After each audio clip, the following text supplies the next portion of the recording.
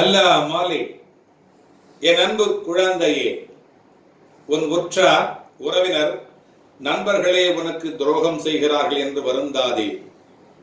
அதை எப்படி எதிர்கொள்வது என்று நிதானமாக யோசித்து அறிந்து கொள்.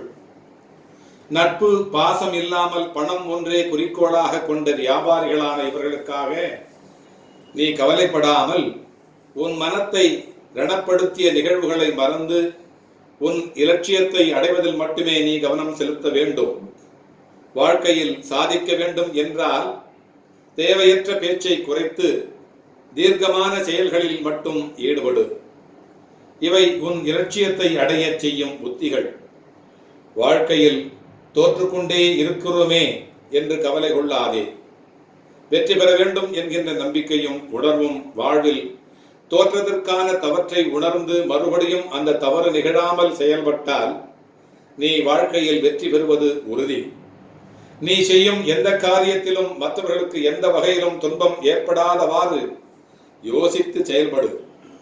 ஒருவருக்கு துன்பம் இழைப்பதற்கு முன் அந்த துன்பம் வேறு ஒருவர் மூலம் உனக்கு வந்தால் எப்படி இருக்கும் என்பதை யோசித்து செயல்படு. எப்பொழுதும் நீ உன் தவறை ஒப்புக்கொள்ள முன் வருகிறாயோ அப்பொழுது நீ மனசாட்சி உண்டவனாக இருக்கிறாய். அதே தவறை மீண்டும் மீண்டும் செய்யாமல் நீ பார்த்துக்கொள்.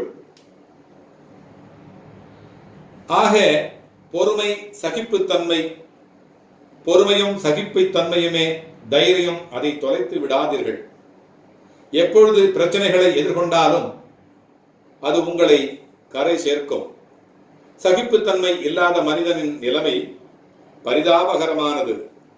பண்டிதராக இருந்தாலும் சரி, நற்குணம் படைத்தவராக இருந்தாலும் சரி, சகிப்புத்தன்மை இல்லாவிட்டால் வாழ்க்கை என்பது வீணாகிவிடும். குரு மகாபலம் படைத்தவராக இருக்கலாம். ஆயினும் ஆழமாக பாயும் நுண்ணறிவையும் தம்மிடம் அசையாத நம்பிக்கையையும் சகிப்புத்தன்மையும் துணிவான பலத்தையும் தம் சிஷ்யனிடத்திலிருந்து குரு எதிர்பார்க்கிறார். அதுபோலத்தான் நானும் உன்னிடத்தில் எதிர்பார்க்கிறேன்.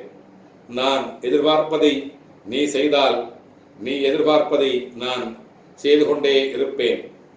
உன் வழித்துணை பாபா உன் வாழ்விலெல்லாம் வந்து கொண்டே இருப்பேன்.